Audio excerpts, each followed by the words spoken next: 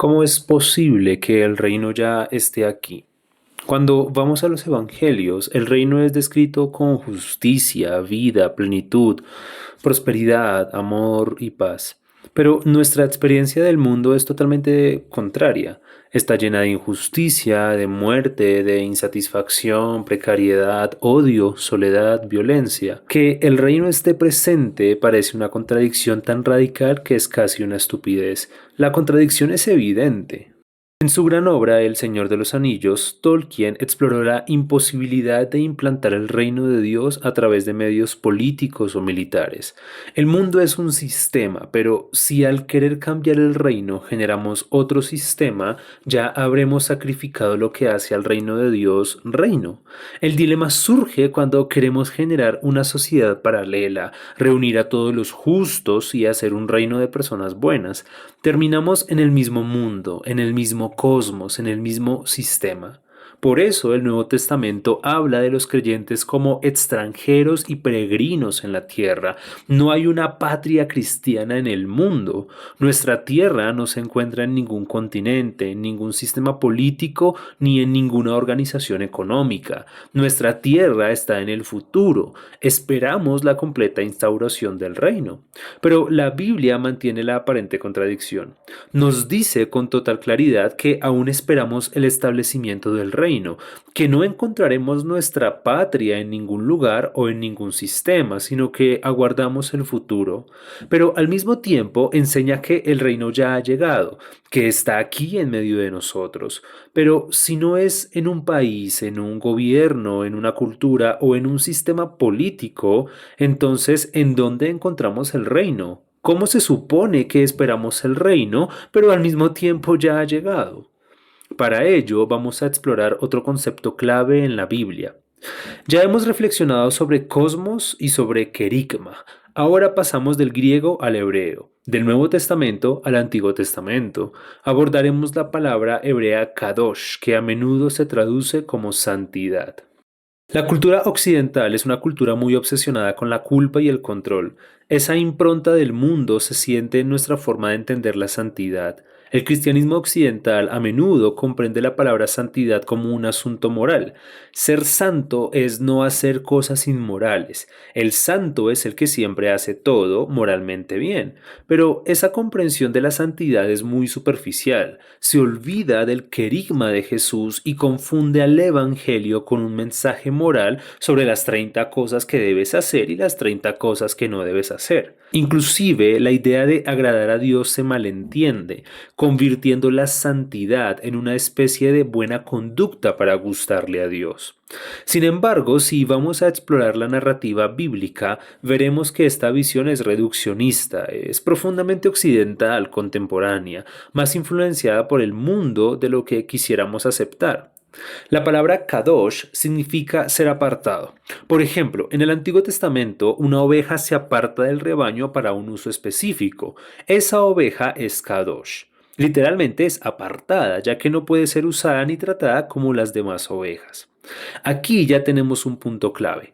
Algo no se puede apartar a sí mismo, sino que es apartado por otra cosa.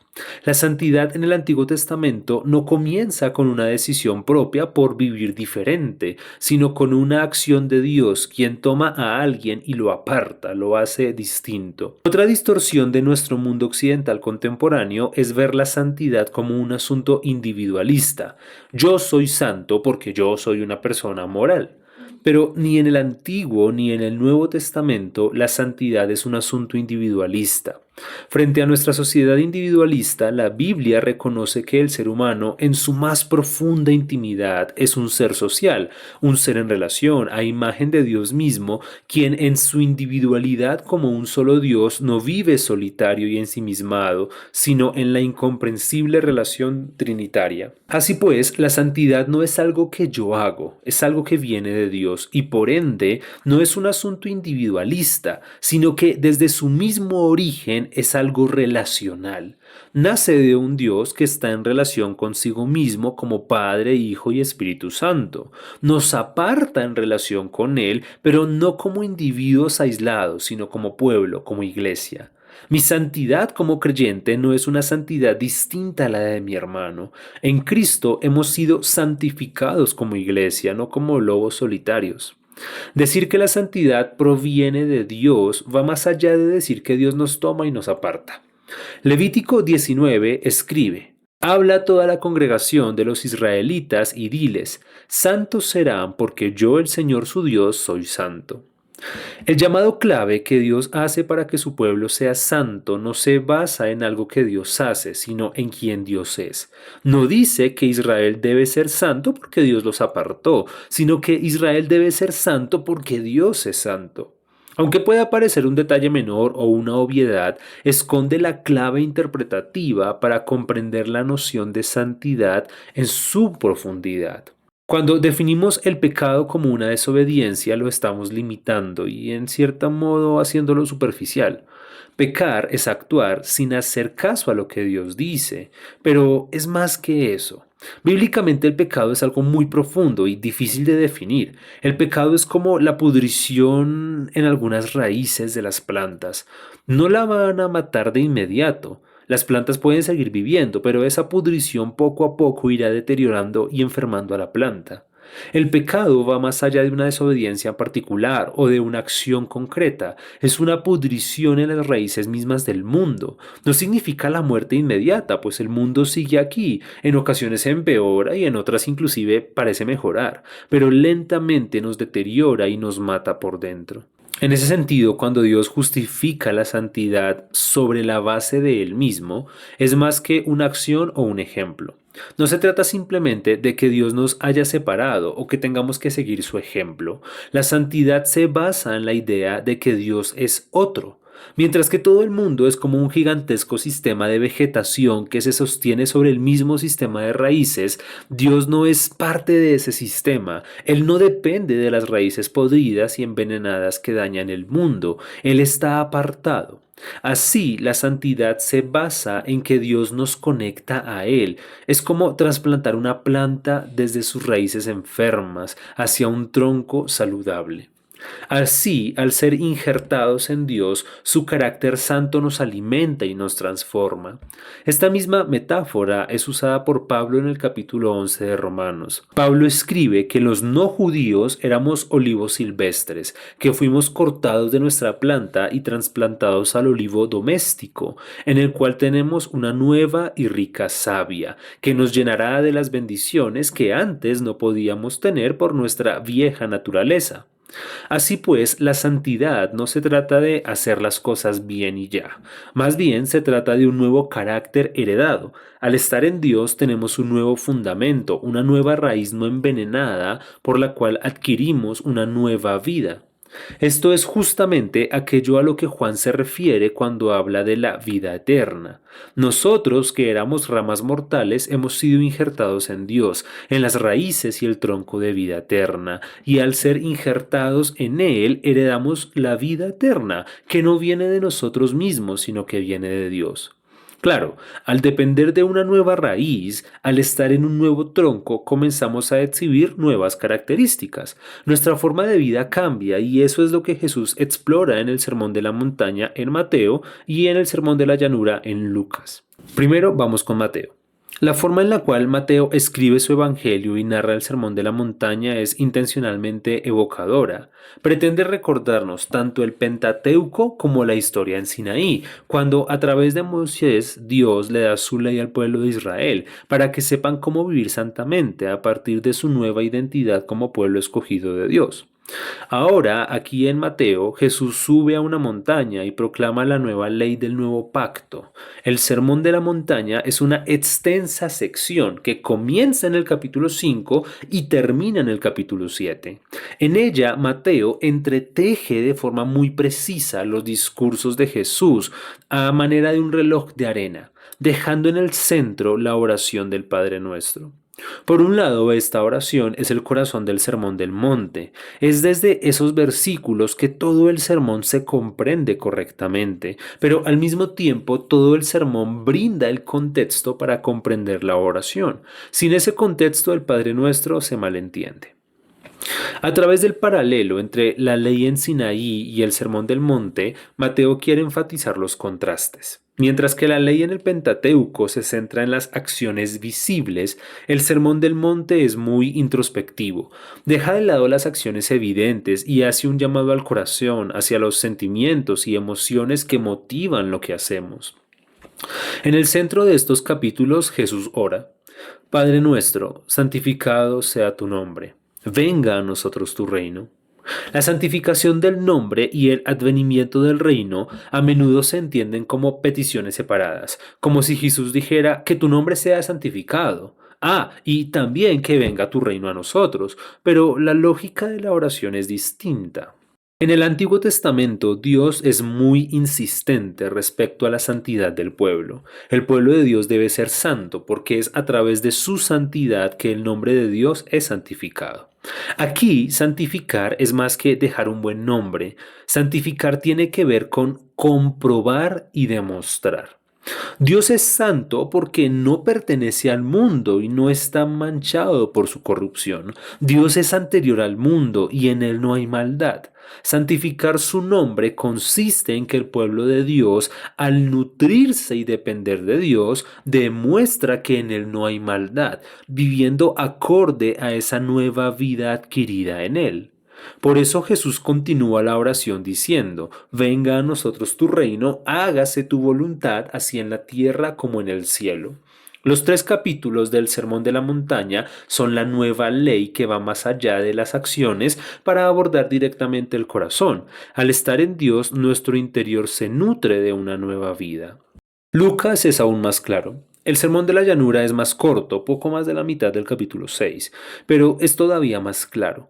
En medio de un mundo marcado por la indiferencia y la precariedad, Lucas intencionalmente pone el énfasis en la justicia del reino y por ende en la justicia de aquellos que pertenecen al reino. Allí donde Mateo escribe pobres en espíritu, Lucas directamente habla de pobres. Allí donde Mateo escribe hambre y sed de justicia, Lucas habla meramente de hambre. Lucas, a lo largo de todo su evangelio, demuestra una ética de la riqueza muy rígida. No es posible esa riqueza opulenta en medio de un mundo marcado por la injusticia. Allí, en el mismo Sermón de la Llanura, Lucas escribe: Ay de ustedes los ricos, de los que ahora están saciados. Las discusiones políticas del siglo XX permearon tanto a la Iglesia que nos llevaron a usar la Biblia como un tablero de lucha, a ocultar ciertos textos, a exacerbar otros y a hacer maromas interpretativas. Pero tanto Lucas como Mateo son muy claros. La esperanza del reino no viene de un nuevo sistema político, de una nueva nación o un nuevo imperio surgiendo en los límites del mundo conocido. Tampoco se trata de una sociedad paralela, acomodando sus fichas para tomar el poder. La esperanza del reino es radicalmente distinta y mucho más profunda.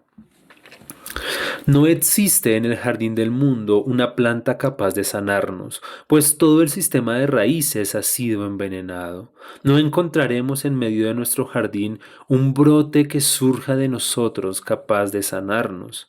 Entonces Cristo viene y se hace carne, como una planta del jardín divino que es tomada y trasplantada en medio de nosotros. Jesús está entre nosotros y es como nosotros, pero a su vez es radicalmente distinto. Vimos a esta planta brotar y crecer, pero su semilla no era parte de este mundo, sino que vino de más allá.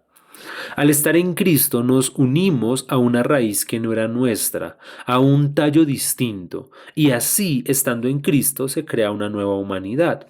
Las mismas plantas de antes, solo que ahora están siendo sanadas del veneno que las pudría por dentro, ya que han sido injertadas en el tallo de Cristo, cuyas raíces no son de pecado y muerte, sino de justicia y vida eterna. La superficialidad suele estar asociada con el afán. Detrás de la prisa porque el mundo caiga y el reino se muestre de inmediato, suele esconderse una visión superficial del problema del mundo. Cuando Pedro le pregunta a Jesús ¿cuándo vas a restaurar el reino?, la narración demuestra que sigue sin entender el auténtico problema del mundo y que en el fondo no ha comprendido la predicación de Jesús respecto al reino. Las parábolas de Jesús intentan ilustrar ese carácter paradójico. El mundo quiere majestad y poder absoluto, inclusive se intenta predicar el Evangelio desde esa mirada, pero Jesús es humilde y su querigma parece contradictorio. De hecho, lo es. El reino es como una semilla, como la semilla más pequeña, y su obra crece lentamente pasando desapercibida. Quisiéramos que Dios incendiara la selva entera, arrancara el suelo y sembrara todo de nuevo, pero en lugar de eso, siembra en medio de la selva una pequeña planta, el Hijo del Hombre que no tiene nada consigo, una planta que crece desapercibida y que de repente muere, una falsa esperanza, y que sin embargo vuelve a la vida. Habiendo superado la muerte que trae el veneno del mundo, poco a poco va extendiendo sus raíces, compartiendo de su savia de vida a otras plantas muertas, y aquellos árboles antes envenenados poco a poco son transformados, pues ya no dependen de las viejas raíces, sino de las nuevas raíces crecidas de la semilla más insignificante de todas. En conclusión, ¿por qué el cosmos sigue siendo igual de malvado? ¿Por qué el querigma de Jesús fue una falsa esperanza? Porque seguimos viendo el reino desde la perspectiva del mundo, con ese poder impositivo, con esa grandeza elaborada y esa riqueza rimbombante. La perspectiva que ve el querigma como un fracaso, aún ve el querigma desde la perspectiva del mundo, pero la perspectiva de Jesús es distinta. El reino se establece en una nueva vida, en una nueva humanidad que sigue viéndose igual, pero que en el interior es distinta porque recibe una nueva savia. El reino no ha fracasado, continúa dando esperanza, pero no es a través de los grandes cambios históricos ni a través de los grandes sistemas, sino en algo más humilde, en una nueva humanidad que crece en medio del cosmos.